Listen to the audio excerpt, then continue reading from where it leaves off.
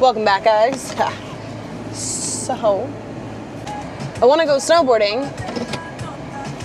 but I need an oil change. And I know for a fact that my oil change light waited to go on for mad long. So this oil is f***ed. So I'm gonna run to O'Reilly Auto Parts, get oil, a filter, and I'm going to go to the shop, change my oil.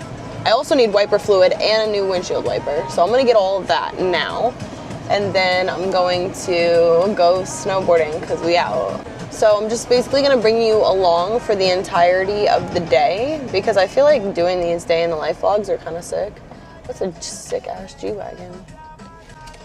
I also can't wait. I'm scheduled to get a new interior from Catskin Leather on Monday.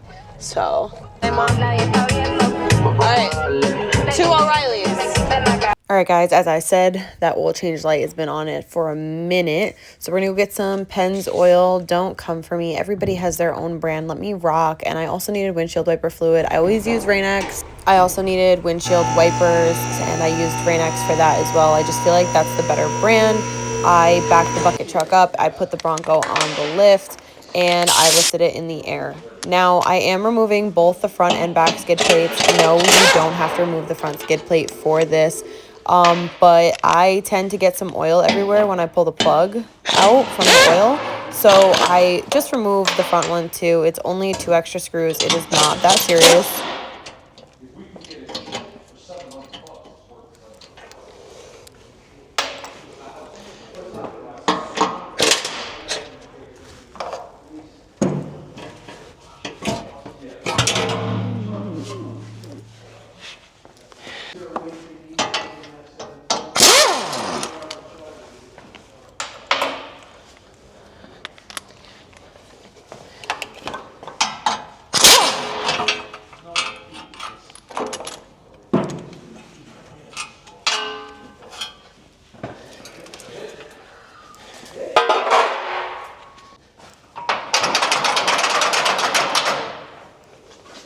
All right, now that the skid plates are removed, time to drain the oil. I definitely should have lowered the lift. I knew that this was going to happen. I'm an idiot. I just lifted the Bronco up a little bit too high, and I was lazy and didn't lower it. So I did splatter oil everywhere. But the Bronco is different than most cars in the sense that where you drain the oil, it's actually a twist and pull plastic gasket, and it's not a bolt. I let the oil drain completely, and then I put the cap back inside, and I just moved that oil right out of my way so I didn't spill it again. And then I put the skid plates back on. And after that, I brought the lift down. I do hate working on this truck inside under the hood because it's so tall. I have to get a ladder to get in here. But so at this point, I removed the oil filter. Again, this is a little bit different than most vehicles. This has a socket, which the socket size is really large to remove it. They actually make a tool. I just don't have the tool, so I use a socket instead. And this is how my oil filter comes out.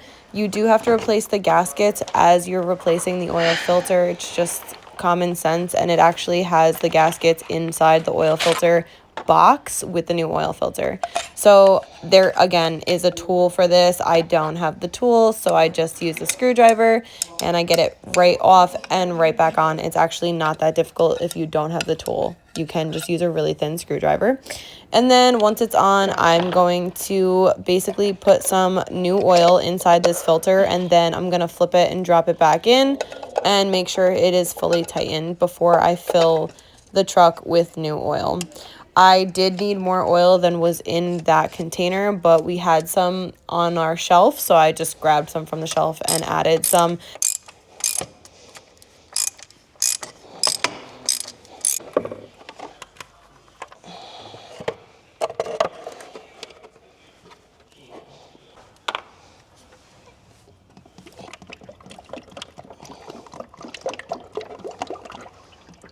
After I had all the oil in there, then I opened up the windshield wiper fluid case and I started pouring windshield wiper fluid.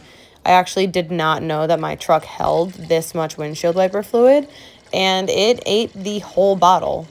which again, I was very surprised of. I didn't know I was that low, but I was definitely almost out, if not out completely.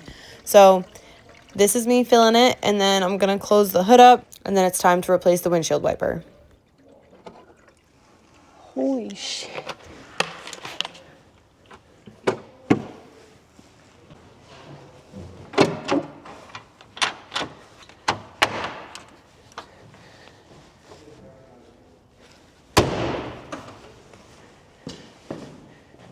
I haven't had to replace a windshield wiper in probably 5 years. I didn't even remember how to do it, but luckily there's instructions depending on which type of windshield wiper you have installed on your vehicle. It only took me like 3 or 4 minutes to actually get all of this hooked up. And you are supposed to replace both at the same time, but I really just wanted to be out snowboarding, so I was rushing. I just wanted to get the bare minimum up, and I wanted to get the hell out of this shop.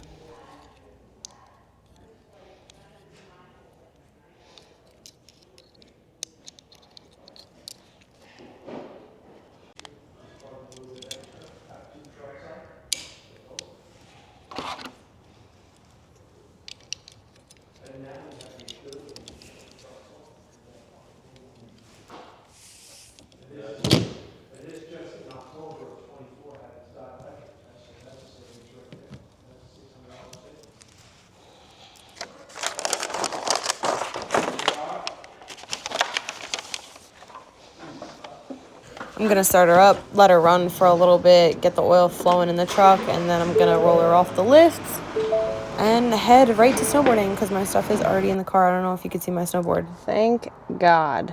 That's it. So now we're going snowboarding. Let's go. I'm going to record that shit too for you. It'll just be included.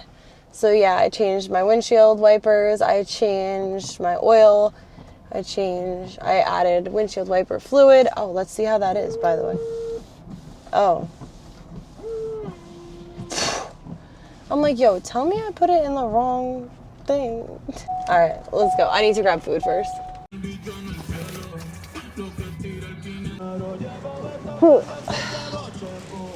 Oh, man.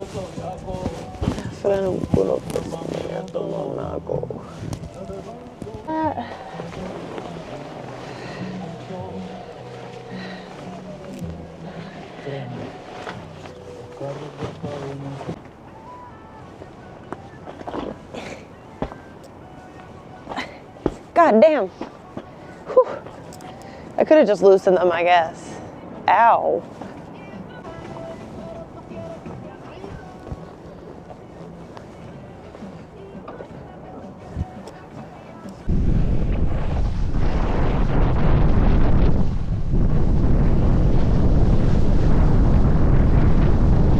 Just to give you guys a little bit of a background, it was actually really nice snowboarding this day. It was a little bit slushy, not icy at all, and not bumpy at all, which is kind of ideal for me.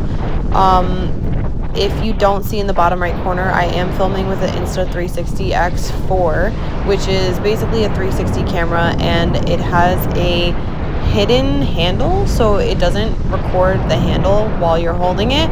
Everybody is very confused. They're wondering who's filming me. It's just me, and I fell. Make sure you clear off your lens before you start recording again, because I didn't even realize, but I had snow on the other side of the lens and it jacked up the rest of my videos. Also, if you're an avid snowboarder, I would recommend downloading the Slopes app. I'm actually able to track all of my snowboarding, my speed, my time on the lift, like literally everything, all my runs on this app. It's pretty cool. It's made me now compete with myself to go faster. I haven't figured out if that's a good thing or a bad thing yet. Yeah, thanks for watching, guys. Let me know what you want to see next.